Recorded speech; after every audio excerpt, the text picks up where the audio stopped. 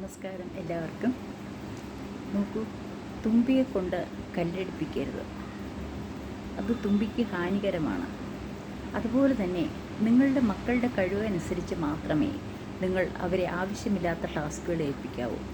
ഇപ്പോൾ അവധി ദിവസങ്ങളായിരിക്കുമല്ലോ, കുറേ ആൾക്കാർ വീണ പഠനം, പിന്നെ അതുപോലെ ഏതെങ്കിലും വേറെ ഇൻസ്ട്രുമെൻ്റൽ പഠനം, പാട്ട്, ഡാൻസ്, അതുപോലെ തന്നെ പെയിൻറ്റിങ്, അതിൻ്റെ ഒപ്പം IAS പ്രിപ്പറേഷനുള്ള ക്ലാസ്സുകൾ, എൻട്രൻസിൻ്റെ ക്ലാസ്സുകൾ, ഇത് ചെറിയ ക്ലാസ് മുതലേ കുട്ടികളിൽ അടിച്ചേൽപ്പിക്കുകയാണ് നിങ്ങൾ ചെയ്യുന്നത്.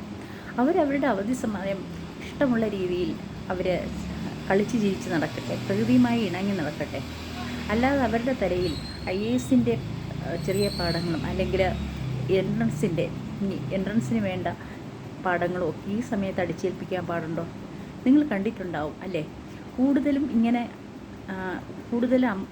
ഈ പാരൻസ് ആധിപത്യം കൊടുക്കുന്ന ആ കുട്ടികളെ അടിച്ചമർത്തി അവരെ കൂടുതൽ സ്ട്രെസ്ഫുള്ളായിട്ടുള്ള ജീവിതം ഉണ്ടാക്കിയെടുത്തിരിക്കുന്ന ആ കുട്ടികളാണ് കൂടുതലും പിന്നീട് ക്രിമിനൽസും മറ്റുമായിട്ട് മാറുന്നത്. നിങ്ങൾ കണ്ടിട്ടുണ്ടാവുക തന്നെ ചെയ്യും. അപ്പോൾ അതുകൊണ്ട് തന്നെയാണ് പറയുന്നത്, ആ കുട്ടികൾക്ക് അവരുടെ അവധി സമയം അവർ സുഖമായിട്ട് അവരുടെ അമ്മൂമ്മയുടെ വീട്ടിലോ അല്ലെങ്കിൽ ബന്ധുക്കളുടെ വീട്ടിലോ നിങ്ങൾക്ക് ഇടയ്ക്കിടയ്ക്ക് പോയി കാണാൻ പറ്റുന്ന രീതിയിൽ വിടുകയോ, അതുപോലെ തന്നെ എല്ലാ സ്ഥലങ്ങളും ഞാൻ പറയുന്നില്ല വളരെയധികം സുരക്ഷിതമാണെന്ന് പറയുന്നില്ല, എന്നാലും മുത്തശ്ശിയുടെ ഒപ്പമോ അല്ലെങ്കിൽ മുത്തശ്ശൻ്റെ ഒപ്പമോ കുറച്ച് കാലം അവർ കഴിയാനായിട്ട് അനുവദിക്കുക. അവർ പാടവും നെല്ലും അതുപോലെ തന്നെ പറമ്പും പിന്നെ കനാലുകളും ഒക്കെ കാണട്ടെ. പക്ഷേ അവരെ സുരക്ഷിതമായിട്ട് നോക്കാനായിട്ട് നിങ്ങൾ കൂടെ ഉണ്ടാവണം. ഒരു മാസം വീതം നിങ്ങൾ ലീവ് എടുക്കുകയോ അല്ലെങ്കിൽ നിങ്ങൾ കൂടെ ആരെങ്കിലും ഒരാൾ കൂടെ പോവുകയോ ചെയ്യുക. കാരണം അറിയാമല്ലോ, ഒരു ചെറിയ ചാലിൽ വീണാൽ പോലും കുട്ടികൾക്ക് അത് വലിയ ഹാനികരമാണ്.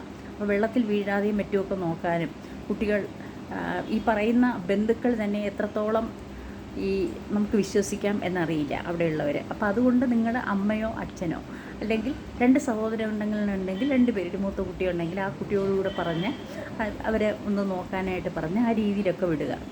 അപ്പോൾ അല്ലാതെ ഈ അവധി സമയം ഞങ്ങളൊക്കെ സത്യം പറഞ്ഞാൽ എന്ത് നല്ല ബാല്യമാണ് ഞങ്ങൾക്ക് കിട്ടിക്കൊണ്ടിരുന്നത്. കാരണം എപ്പോഴും ഞങ്ങൾക്ക് ചിരിച്ച് കളിച്ച് നടക്കാം. ചെളിയിൽ കാലിട്ടടിച്ചും മണ്ണപ്പം ചുട്ടും അതുപോലെ തന്നെ ഓല കൊണ്ട് പല സാധനങ്ങളുണ്ടാക്കിയും കച്ചോല കൊണ്ട് സാധനങ്ങളുണ്ടാക്കിയും അതുപോലെ തന്നെ കപ്പയുടെ തണ്ടുകൊണ്ട് മാലയുണ്ടാക്കി കളിച്ചും അതൊക്കെ ഒരു നല്ല ബാല്യമല്ലേ? അതിലേക്കൊക്കെ പോകുമ്പോഴല്ലേ കുട്ടികൾ പ്രകൃതിയെ അറിയുള്ളൂ. പ്രകൃതി അറിയുന്ന കുട്ടികൾ മാത്രമല്ലേ നല്ല രീതിയിലേക്ക് വളർന്നു വരികയുള്ളൂ. നിങ്ങൾ ഫ്ലാറ്റിനുള്ളിൽ കുട്ടികളെ തളച്ചിടുകയും മറ്റുള്ള കുട്ടികളുമായിട്ട് അടുത്ത് ഇടപഴകിയാൽ എന്തൊക്കെയോ രോഗങ്ങൾ വരും എന്നുള്ള പേടിയോടുകൂടി ഒരു കുട്ടിയെ വളർത്തിയെടുക്കുകയാണെങ്കിൽ അവൻ ഇൻട്രോവേർട്ടായി പോവുകയും അവൻ സമൂഹത്തിൽ നിന്ന് മാറി നിൽക്കാനും ഇടയുണ്ട്. അപ്പോൾ അങ്ങനെ മാറി നിൽക്കുന്ന സമയത്ത് അവൻ്റെ ഉള്ളിൽ ദുഷിച്ച ചിന്തകൾ വളരാനും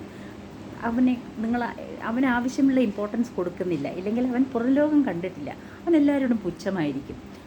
പാവപ്പെട്ടവരോട് പുച്ഛം, അല്ലെങ്കിൽ രോഗമുള്ളവരോട് പുച്ഛം, അങ്ങനെയൊക്കെ ഉള്ള രീതിയിൽ അവൻ ഭയങ്കര ഞാൻ വലുതാണ് എന്നുള്ളൊരു തോന്നലുണ്ടാകാനും അവൻ സമൂഹത്തിൽ നിന്ന് ഒഴിഞ്ഞു മാറാനും സാധ്യതയുണ്ട്. അങ്ങനെ ഒഴിഞ്ഞു മാറുന്ന കുട്ടികളിൽ ആവശ്യമില്ലാത്ത ചിന്തകളും അതുപോലെ വീഡിയോ ഗെയിംസ് കളിക്കാനുള്ള ചാൻസ് കൂടുതലും ഒക്കെ ആയിരിക്കും. നോക്കൂ, ഗെയിംസ് കളിക്കുന്നത് തെറ്റാണെന്നല്ല പറയുന്നത്, പക്ഷേ നമുക്കറിയാം എപ്പോഴും ശത്രുവിനെ എതിർക്കുന്ന അല്ലെങ്കിൽ അതിനകത്ത് യുദ്ധവും ഒക്കെയാണ് പറയുന്നത് അല്ലേ? അപ്പോൾ കുട്ടികളുടെ മനസ്സിനകത്തും ഈ യുദ്ധം നടക്കുന്നുണ്ടാവും. അതിൻ്റെ സ്ട്രെസ്, ആ യുദ്ധം ജയിക്കാൻ ഉള്ള സ്ട്രെസ്സ്, അങ്ങനെയുള്ള കാര്യങ്ങൾ ഈ ഗെയിംസ് കുട്ടികളിലേക്ക് അടിച്ചേൽപ്പിക്കുകയാണ് ചെയ്യുന്നത്. അപ്പോൾ നിങ്ങളുടെ കുട്ടികൾ അവർക്ക് രാജ്യം ഏതാണെന്നോ ഇന്നത്തെ പ്രസിഡൻറ്റും പ്രധാനമന്ത്രിയും ആരാണെന്നോ അല്ലെങ്കിൽ മുഖ്യമന്ത്രി ആരാണെന്നോ പോലും അറിയണമെന്നില്ല. കാരണം അവർക്ക് സോഷ്യലായിട്ടുള്ള ചിന്തകളൊന്നുമില്ല. അവർ അവരുടെ ഫ്ലാറ്റിനകത്ത് അടച്ചിടപ്പെടുകയും അതുപോലെ കാറിൽ നിങ്ങൾ കൊണ്ടാക്കുന്നു, ഒന്നുകിൽ സമ്മർ ക്യാമ്പുകളിൽ അല്ലെങ്കിൽ ഏതെങ്കിലും ഇടങ്ങളിൽ രാവിലെ മുതൽ തുടങ്ങുന്നതായിരിക്കും കുട്ടിയുടെ സ്കെഡ്യൂൾ. അത് സ്കൂൾ തുറന്നാലും മാറില്ല. കുറേ നേരം പാട്ട്, ഡാൻസ്, അത് കഴിഞ്ഞിട്ട് ഇൻസ്ട്രുമെൻറ്റ്, അത് കഴിഞ്ഞിട്ട് പെയിൻറ്റിങ്, അത് കഴിഞ്ഞതിന് ശേഷം ഇതുപോലെയുള്ള എൻട്രൻസ് കോച്ചിങ്ങിൻ്റെ ബേസിക്സ്, പിന്നെ ഇംഗ്ലീഷ് ഇമ്പ്രൂവ്മെൻറ്റ്. കുട്ടിയുടെ തല എത്ര ചെറിയ ആ ബ്രെയിനകത്ത് എന്തൊക്കെയാണ് ചേൽപ്പിക്കുന്നത്. അപ്പോൾ കുട്ടി നോർമലായിട്ടുള്ള ഒരു ഇൻഡിവിജ്വലായിട്ട് വളർന്നു വരുമെന്ന് തോന്നുന്നുണ്ടോ? ഒരു സൊസൈറ്റിയിൽ ആ കുട്ടി ഒരു ശാപമാകുമോ അതോ ഒരു നല്ല കുട്ടിയായിട്ട് നല്ല മനുഷ്യനായി തീരുമോ? നിങ്ങൾ തന്നെ ആലോചിക്കുക. നിങ്ങൾ കൊടുക്കുന്ന സ്ട്രെസ്സ് കുട്ടിയെ ഏത് രീതിയിലേക്ക് കൊണ്ടുവിടും? നിങ്ങൾ കാണുന്നുണ്ട് വളരെ സമ്പന്നമായിട്ടുള്ള കുടുംബങ്ങളിൽ, എഡ്യൂക്കേറ്റഡ് ആയിട്ടുള്ള പാരൻസ് ഉള്ള കുടുംബങ്ങളിൽ നിന്നാണ് കൂടുതൽ ക്രിമിനൽസ് വന്നത്. കൂടുതലും ക്രിമിനൽസ് അവിടെ ഉണ്ടാകുന്നു. പിന്നെ പട്ടിണി പാവങ്ങളുടെ ഇടയിൽ ഉണ്ടാകുന്നത് അവൻ സ്ട്രൈവ് ചെയ്യുന്നത്, അതായത് അവൻ്റെ രക്ഷയ്ക്ക് വേണ്ടി, അവൻ്റെ ആഹാരത്തിന് വേണ്ടി, അല്ലെങ്കിൽ അവന് നല്ലൊരു സാമൂഹ്യമായിട്ടുള്ള ശീലം കിട്ടാൻ പറ്റാതെ വരുന്നതിൽ നിന്നാണ് അവനങ്ങനെ ഉണ്ടാകുന്നത്. പക്ഷേ ഇത്തരം വളരെയധികം വലിയ സൈക്കോപാത്സ് ഉണ്ടാകുന്നത് കൂടുതലും റിച്ചായിട്ടുള്ളതും അതുപോലെ വേണ്ട കെയർ കിട്ടാത്ത കുട്ടികളെയുമാണ്. അതുകൊണ്ട് ദയവ് ചെയ്ത് എൻ്റെ രക്ഷകർത്താക്കളെ തുമ്പിയെ കൊണ്ട് കല്ലെടുപ്പിക്കരുതേ.